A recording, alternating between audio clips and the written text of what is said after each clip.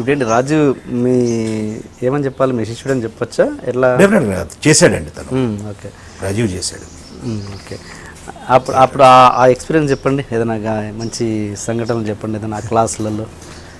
Rajiv as an ఆర్టిస్ట్గా already Devdas master ఉన్నారు. Devdas master చాలా మంచి teacher. Poona film institute backdrop నుంచి వచ్చారు. యూనివర్సిటీస్లో కూడా 2 క్లాన్లు రన్ అవుతున్నాయండి.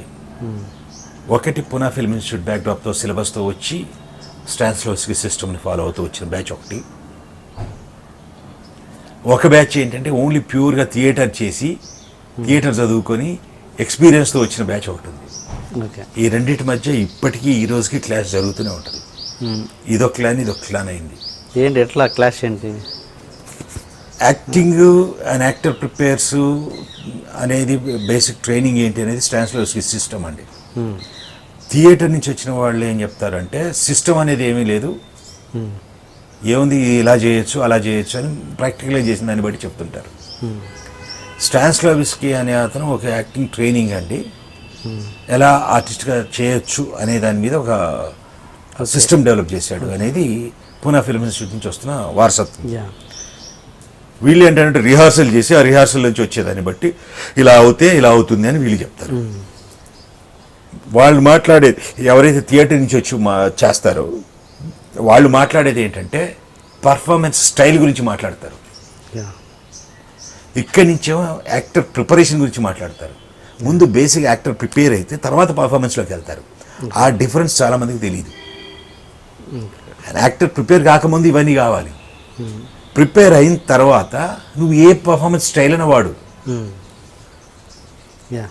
వాళ్ళు స్టైల్ గురించి మాట్లాడతారు, మేమేమో ప్రిపేర్ గురించి మాట్లాడతాం. ఆ క్లాస్ రాజీవ్ కనకాల దీంట్లోకి వస్తాడా దాంట్లోకి వస్తాడా? డెఫినెట్ దీంట్లోనే ఉంటాడు. ప్రిపరేషన్ గురించి మరి నాన్నగారు పూనా ఇన్స్టిట్యూట్ కాబట్టి ప్రిపరేషన్ గురించి తెలుసు. మీరున్నది స్టేజ్ దానికి సపోర్ట్ చేస్తున్నారా దానికి సపోర్ట్ చేస్తున్నారా? స్టేజ్ మీదకి వచ్చి పర్ఫార్మ్ చేస్తున్నాడంటే వాడు పర్ఫార్మర్ సార్. పూణే అన్నది వేరు. మళ్ళీ పూనా ఫిల్మ్ ఇన్స్టిట్యూట్లో ఉన్న సిలబస్ స్టాన్స్లోవిస్కీలో దాంట్లోకి మీరు చెందరు, మీరు రారు. నేను పూనా ఫిల్మ్ ఇన్స్టిట్యూట్ కాదు కానీ అదే సిలబస్ నేను ఫాలో అవుతున్న సిలబస్. నాకు క్లారిటీ లేదు, ఒకసారి చిన్న క్లారిటీ ఉంది సార్. అది పూణే అండ్ ఇది స్టేజ్. పూణే ఫిల్మ్ ఇన్స్టిట్యూట్లో ఉన్న సిలబస్ ఏంటంటే ఒక ఆర్టిస్ట్ ఒక వ్యక్తిని రాగా ఉన్న వ్యక్తిని ఆర్టిస్ట్గా తీర్చిదిద్దడానికి ఆయన యాక్టర్ ప్రిపేర్స్ అనే దానికి ఒక సిలబస్ తయారు చేశారు. ఫిజికల్గా, సైకలాజికల్గా, ఎమోషనల్గా. స్టేజ్ మీద చేసేవాళ్ళు ఈ ట్రైనింగ్లోకి వెళ్ళరు. వాళ్ళు డైరెక్ట్గా ఒక నాటకం తీసుకుని రిహార్సల్ చేసి ఆ రిహార్సల్ని స్టేజ్ మీద పర్ఫామ్ చేస్తారు. ఓకే.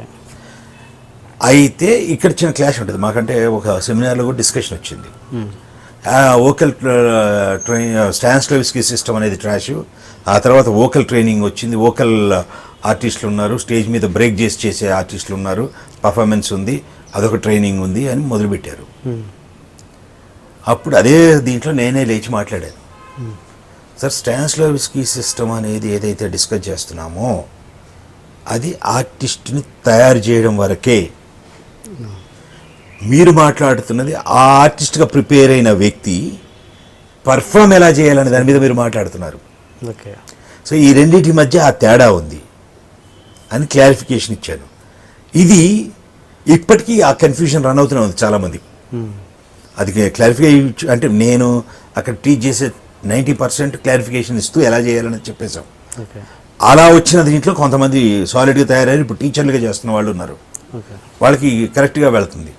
అండ్ యాక్టర్ ప్రిపరేషన్ వేరు, పర్ఫార్మింగ్ స్టైల్ వేరు. ఈ రెండింటి మధ్య డిఫరెన్స్ తెలుసుకోగలిగితే యాక్టర్ ప్రిపరేషన్ ఈజీ అవుద్ది.